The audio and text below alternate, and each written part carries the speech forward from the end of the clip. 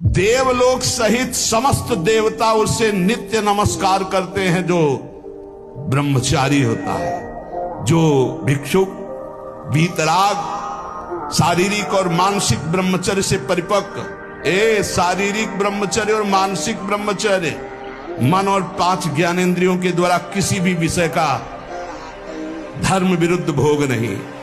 ये ब्रह्मचर्य धर्म है, ये ध्रुपद है, ये नित्य है, ये शाश्वत है। पूर्व काल में कितने महामुनि इससे सिद्ध हो गए, इसलिए वर्तमान में और भविष्य में भी जो शुद्ध ब्रह्मचर्य का पालन करेगा वो परम पद का अधिकारी होगा। ये जो वृत्ति है पराई माताओं बहनों की तरफ काम दृष्टि, भोग दृष्टि, ये साक्षात नरक है। नरक, ये त्रिविधम नरकस्येदम द्वारम काम। अरे अगर तुम्हारी बहन तुम्हारे पास है तो तुम किस दृष्टि से देखते हो? तुम्हारी मां तुम्हारे पास है तो किस दृष्टि से देखते हो? तुम्हारी बेटी तुम्हारे पास है, किस दृष्टि से देखते हो? वो भी किसी की मां बहन बेटी है। क्या सब के लिए तुम्हारी छूट है कि तुम भोग दृष्टि से देखो? दुर्गति हो जाएगी। ये मनोरंजन का क्षेत्र नहीं है मानव देह। ये मन को शासन में लेकर भगवदानंद की प्राप्ति के लिए। यदि ऐसी वृत्ति तो सुधार कर लो। सुधारने का सहज उपाय है भगवत भाव। कई तरह से माया आपको विचलित करने की चेष्टा करेगी। ये साधक नहीं समझ पाता, लेकिन तो समझे भी नहीं तक कहां से हम फंस गए, फिसल के वही खड़े हो गए। संसार का चिंतन स्वतः होता है, क्योंकि हम अपने को अभी तक संसार का माने रहे हैं। प्रभु हमारे हैं। अब ये इस जन्म में सत्संग के द्वारा बात समझ में आई है, तो अब आपको चिंतन करना पड़ेगा। आपका चिंतन होगा नहीं, चिंतन करना पड़ेगा। ये जो अपनी इच्छा है, जब तक इच्छा है, छोटी सी छोटी इच्छा, आप सोचो कितनी मस्ती होगी जब कोई इच्छा ही नहीं। आप अनुमान भी नहीं लगा सकते, क्योंकि प्रतिपल इच्छाओं के जाल में बंधे हुए हो। इसलिए इच्छा रहित पुरुष के हृदय की कैसी स्थिति होती है आपको पता नहीं। कैसे तो जब जीने की इच्छा ही नहीं है तो मृत्यु को भय कैसा है? जब सुख की इच्छा नहीं तो दुख क्या प्रभाव डाल पाएगा? निर्द्वंद्व स्थिति में। यह किसी साधना से नहीं होती, ये सत्संग से होती है। विचार आप आज से ही सहना शुरू करो, और जब असहनीय होने लगे तो उससे दृष्टा भाव से देखो कि मेरे में तो नहीं ना, अंतःकरण में जलने दो, उसी समय शीतल हो जाएगा, देख लेना। तुम कौन हो, कहां से आए हो, कहां जाना है? सोचा कभी? ये शरीर तुम नहीं हो, ये शरीर का नाम तुम्हारा नहीं है, ये शरीर बिल्कुल तुम्हारा संबंधी नहीं है। तुम कितने आसक्त हो इस पे, इस शरीर को कोई फर्क नहीं पड़ता, ये अपनी ही गति को जाएगा। तुमसे बिल्कुल प्यार नहीं करता, जड़ है ये शरीर। तुम ममता आसक्ति करके इसके साथ इतना राग कर लिए कि जो जन्म मृत्यु से परे तुम्हारा स्वरूप है, वही तुम जन्म दुख को प्राप्त होते हो, मृत्यु दुख को प्राप्त होते हो। इसका कारण ये शरीर ही है, जिसको तुम मैं माने हुए हो। तपस्या में इतनी सामर्थ्य है कि ना चाहते हुए भी ईश्वर को देना पड़ेगा। ईश्वर को देना पड़ेगा। हिरण्यकश्यप ने घोर तपस्या की, भगवान ब्रह्मा जी प्रकट हुए। उसने कहा मुझे अमरत्व दीजिए। उनका अमरत्व नहीं दे सकते। बोले मुझे चाहिए। बोले अमरत्व नहीं दे सकते तुम्हें। बोले फिर ये वरदान दो, मैं दिन में न मरूं, रात में न मरूं, मैं तुम्हारी बनाई हुई सृष्टि की किसी व्यक्ति, वस्तु, अस्त्र शस्त्र किसी से न मरूं, बाहर न मरूं, भीतर न मरूं, ऊपर न मरूं, नीचे न मरूं। उसको जितना समझ में आया सब मांग लिया। अमरत्व की परिभाषा केवल बदल दी। ब्रह्मा जी को देना पड़ा तथास्तु। क्यों देना पड़ा? क्योंकि उसके पास तप है। अब उसने जो आतंक मचाया, भगवान ने ऐसा रूप धारण किया, न नर न सिंह, नरसिंह, न दिन न रात संध्या, न बाहर न भीतर, डेहरी में फाड़ के टेक दिया। तो तप में इतनी बड़ी ताकत है कि ना चाहते हुए भी भगवान को देना पड़ेगा। वीर आप नष्ट नहीं करते तो इतने बलवान हो जाते हैं कि एक बार विष को भी वो पचा डालेंगे, इतनी उसमें सामर्थ्य है, आपकी हानि नहीं होने देंगे। शरीर के भीतर बताया था कल भी एक मनोवाह नाम की नाड़ी है। इस नाड़ी का कार्य है मथानी जैसे नहीं, जो दूध दही का मंथन करे तो मक्खन निकाल देती है, ये इतनी चिंतन से गर्म हो जाती है नाड़ी। तो वीर पूरे शरीर के रक्त के साथ है, उसी से आपकी हड्डियां मजबूत होती हैं, उसी से आपका शरीर बलिष्ठ होता है, उसी से आपके मन को पवित्र विचारों में चलने की सामर्थ्य मिलती है। कितना कीमती समय मिला है, आप समझ नहीं पा रहे हैं, आप समझ नहीं पा रहे, पछताना पड़ेगा बाद में।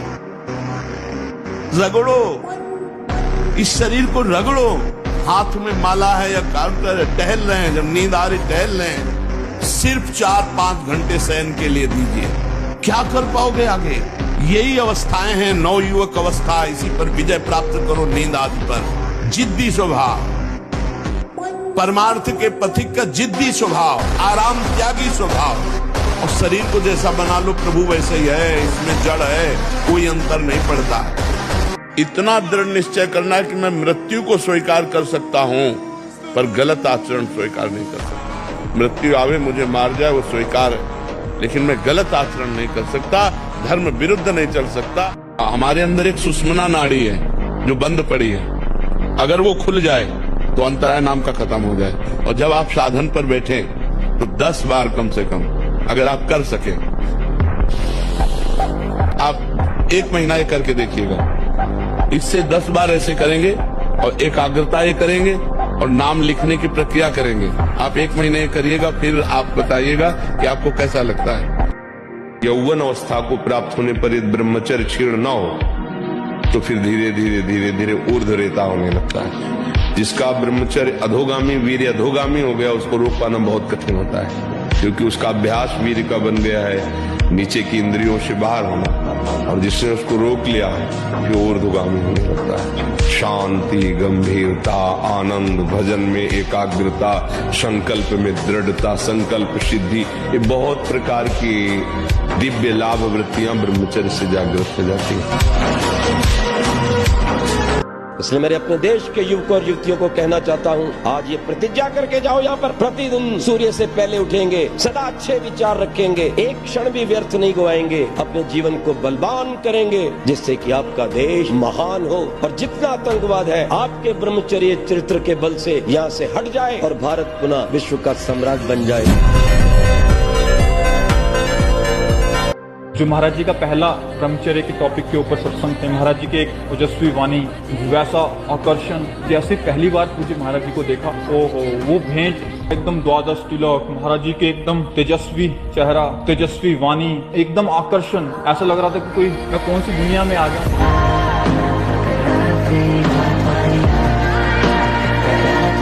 बॉडी बनाने के लिए दवाइयों की जरूरत नहीं, ब्रह्मचर्य की जरूरत है। दंड बैठक मारो, ब्रह्मचर्य रहो, 2-4 किलोमीटर दौड़ो, पवित्र भोजन पाओ, मुर्गा मुर्गी नहीं, पवित्र भोजन पाओ, फिर आप देखो आपके शरीर में कैसा बल आता है, उत्साह आता है। संसार के बंधन मोह का जाल पर सत्य तो प्रेम ही रहे हर हाल, जो कृष्ण को पाया वो सब पा गया, जो माया में फंसा वो सब गवा गया। गीता में बोले स्थिर मुकुंद निश्चय करो, छोड़ो सब द्वंद्व, जो नाम लेता श्री हरि का वो पार होता हर पीरा का, मन के अंदर खोज। ब्रह्मचर्य धारण करने वाले कोई बादाम हलवा घी की जरूरत ही नहीं भाई, बिल्कुल सच्ची बानी है। जैसे तप्त भूमि में पैर कैसे पड़ता है, ऐसी बिजली रहती ब्रह्मचारी के शरीर, बिजली 60 किलोमीटर बिना विश्राम किए चलते देखा है। कमंडल हाथ में चल, ब्रह्माकार वृत्ति चले जा रहे, कब आहार मिलेगा कब विश्राम, कोई मतलब नहीं है, भगवदाकार। कभी कभी गंगा के किनारे जैसे दुर्दशा देखी है जीवों की, तो घंटों खड़े होकर के विकल्प, एक पशु है अब वो उठ नहीं पा रहा, अब कुत्ते लगे हुए जिंदा उसको खा रहे, कोई पीछे से कोई साइड, अब वो मुंह भगा रहे। अब आप सोचो कितने घंटों में उसके प्राण निकलेंगे, कितना भयानक कष्ट इसको हो रहा है जीव। ये क्या है? हम ही है। कर्म बिगड़ गए तो कैसे, और वो कर्म भोगने पड़ते। ए भाई, सब कर्मों से मुक्त होने के लिए ये मानवदेह मिला है, मानवदेह। बहुत पॉइंट की बात है, ध्यान दीजिए। जो जितना अधिक नाम जप करेगा उसे उतनी अधिक भागवतिक शक्ति प्राप्त होगी। जितनी अधिक भागवतिक शक्ति प्राप्त होगी उतने अधिक निर्विकार होते जाओगे। सब कहते हैं हमें ये विकार ये विकार, ये गिराने की जरूरत नहीं है, ताकतवर बनने की जरूरत है। ताकत है भगवान नाम जप। सच्ची बात कह रहे हैं। जिस समय दिव्य रूप हनुमान जी ने धारण किया तो हनुमान जी महाराज के ही भाई पवन पुत्र भीम कंपायमान थे, अभी पैदा ही हुए थे भीम, और गोद में लिए हुए माता कुंती चल रही थी। अचानक सिंह निकला, दहाड़ हुई तो गिर गए भीम। जिस चट्टान पे गिरे चकनाचूर हो गई चट्टान, और उस आवाज से भयभीत होकर भाग पड़ा सिंह। वो भीम कंपायमान होकर कह रहे थे, हे वायुपुत्र तुम अपने रूप का संवरण करो, मेरी सामर्थ्य नहीं। मन हमें कैसे दस्तखत करने के लिए राजी करता है, कुछ नहीं बिगड़ेगा, बस देखना है। जहाँ इसको विषय संयोग होने का अवसर दिखाई दिया, तहाँ ये मन बुद्धि को इस तरह से आकर्षित करता है कि सुना है शास्त्र गुरुजन कहते हैं कि सुख नहीं है, पर अगर हम इसे एक बार भोग लेते तो हमें पता चल जाता कि सुख नहीं, फिर हम अपने मन को समझा देते। यही हमारे फंसाने की चाल है। भगवान ये संसार मेरा रचा हुआ एक माया का स्वप्न है, तू देखकर डर मत और ललचा मत, ये झूठा है। बस तुझे एक बात समझनी है, चाहे आकाश टूटकर गिर जाए, चाहे पृथ्वी फट जाए, चाहे प्रलयाग्नि उठे, पर तू डरना नहीं। मेरा नाम जप करना, फिर देखना, तू देखेगा कि मैं तुझे अपनी छाती से लगाए हुए हूँ। कश्मीर के पंडितों को जब औरंगजेब ने हुक्म किया कि सब इस्लाम धर्म को स्वीकार करो नहीं तो कत्लेआम कर देंगे, भागे वो लोग। उस समय महामहिम तेग बहादुर सिंह विराजमान थे, उनकी चरण शरण में आए। उन्होंने कहा जाओ और बादशाह से कह दो कि अगर तेग बहादुर सिंह को इस्लाम स्वीकार करवा दो तो हम बिना किसी शर्त के आपकी आज्ञा का पालन करें। बादशाह ने तत्काल उनको काबू में किया और कहा हमारे धर्म को स्वीकार कर। उनका तुम अपने धर्म में मुझे कैसे बदल सकते हो, तुम्हारी सामर्थ्य नहीं। एक लोहे के पिंजड़े में गुरु तेग बहादुर सिंह को बंद कर बहुत पीड़ा पहुंचाई, लेकिन वो पर्वत के समान अटल रहे। जब देख लिया हार गया कि किसी भी तरह टूटने वाले नहीं, उनको पिंजड़े से निकलवाया, उन्हीं के पार्श्व में गर्दन।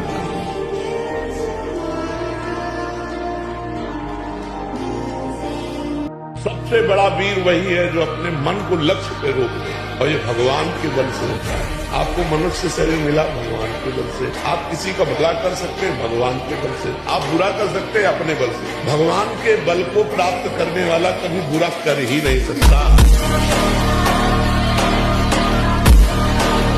ये बहुत चिंतन करके फिर आपको बता रहे हैं, आप इंद्रियां नहीं है, आप मन नहीं है, आप परमात्मा के अंश हैं। अपने को भूलकर इनकी अधीनता स्वीकार करके हमारी ये दुर्गति हो गई कि हम तुच्छ विषयों के अधीन हो गए, दुख पर दुख भोगते चले जा रहे। सुख की लालसा से सुख भोग क्रिया परिणाम भयानक दुख। इसलिए धैर्य पूर्वक इस मन से दोस्ती हटानी। लड़ना पड़ेगा। हम कायर नहीं हैं, हम परमात्मा के अंश हैं, हम अविनाशी हैं। मौत से जियो, सिंह की तरह दहाड़ के जियो, एक गीदड़ों की तरह जीना छोड़ो। हे रोना धोना, ये दुख वो दुख, ये तब तक बना रहेगा जब तक तुम भगवान से नहीं जुड़ते। और भगवान से जुड़े तो ताल ठोक कर माया को परास्त कर दो।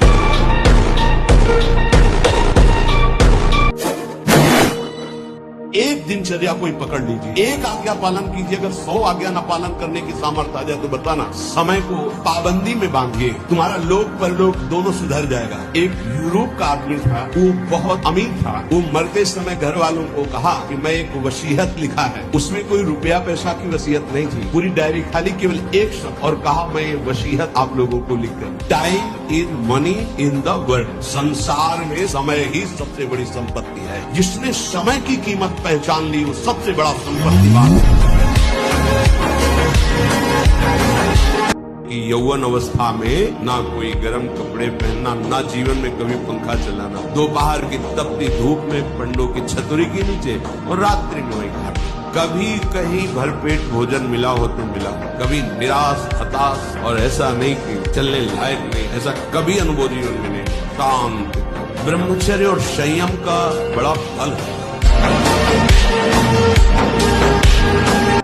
ऐसे ही हम कमजोर हैं, एकदम पूरी ताकत लगा देते, फिर काम आया तो बोले अब जो आया वो करवा ले गया, अब हम क्या करें। ऐसे नहीं, पहले उसको रोकना सीखो। कमजोर पहलवान जानते हो क्या करता है? जब अखाड़े में जाएगा तो पूरी की पूरी ताकत तो 2 मिनट में दिखा देगा, फिर इसके बाद धम्म से नीचे गिर जाएगा। जोरदार पहलवान क्या करता है? पहले जाकर सामने वालों को केवल संभालता है, उसके हर दांव का काट मारता रहता है, फेंकता नहीं, पहले उसको थकाता है, फिर जब देख लेता थक गया तब वो अपने दांव पे चढ़ा के मारता है, तो वो विजयी होता है। ये कामना काम बड़ा शत्रु है और ये भारी दंड देता है। देवराज इंद्र एक मुनि की कुटिया में जाता है और वहाँ ऐसे गंदे भाव से गौतम ऋषि का वेश धारण कर अहिल्या जी का, तो उसको जानते हो क्या दंड मिला था? उसको 1000 भग हो जाए तुरंत साप मिला था। तुझे भग से, भग माने योनि, तुझे योनि से बहुत प्यार है, तू देवराज इंद्र है, तू जो चाहे कर सकता है, तो देख मैं अभी तुझे दंड देता हूँ। गौतम ऋषि ने कहा शास्त्र भगधारी हो जा। पूरे शरीर में हजारों योनियां हो गई और हर योनि से महान दुर्गंध। अब बैठ त्रिभुवनपति बनकर। विरक्ति में हो तो आजीवन के लिए कसम खा लेनी चाहिए, मैं अखंड ब्रह्मचर्य रह करके श्री भगवान की प्राप्ति करूं, देह व्यापार को बंद कर दूंगा। अगर गलती हो जाती है फिर सावधान। निराशा, उदासी ये हृदय में आएंगे, कभी एकदम ऐसी जलनमयी वृत्ति, कभी एकदम अशांति। आपको बिल्कुल तटस्थ रहना है। आप मन नहीं हो, आप उस जलन के भोक्ता नहीं हो, आप सुख राशि दृष्टा हो, आप साक्षी मात्र रहना। वो वृत्ति आई है, निकल जाए। मैं सत्य को साक्षी करके कहता हूँ, ये संसार पीड़ा ही पीड़ा देने वाला है। तुम संतप्त हो, त्रसित हो, भोगों से लुप्त हो, एक बात मान लो, केवल तुम नाम जप प्रारंभ कर दो, तुझे ऐसा आश्चर्य में बना दूंगा कि सब सर्वाश्चर्य में मानेंगे। सहना सीखो, जितना सहोगे उतने महान बनते चले जाओगे। ये शिक्षा हमको एक शराबी ने दी थी। ले गया एकांत में, ठाकुर जी की श्री विज्ञ को दिखाया और नीचे के संगमरमर को दिखाया और कहा देखो यही संगमरमर तिल तिल काटा गया, टूटा नहीं तो आज भगवान बन करके आरती होती है। ए बाबा जी बना टूटना नहीं, चाहे जितना कष्ट आए। विवेकवान, धैर्यवान, सहनशील महात्मा होता है।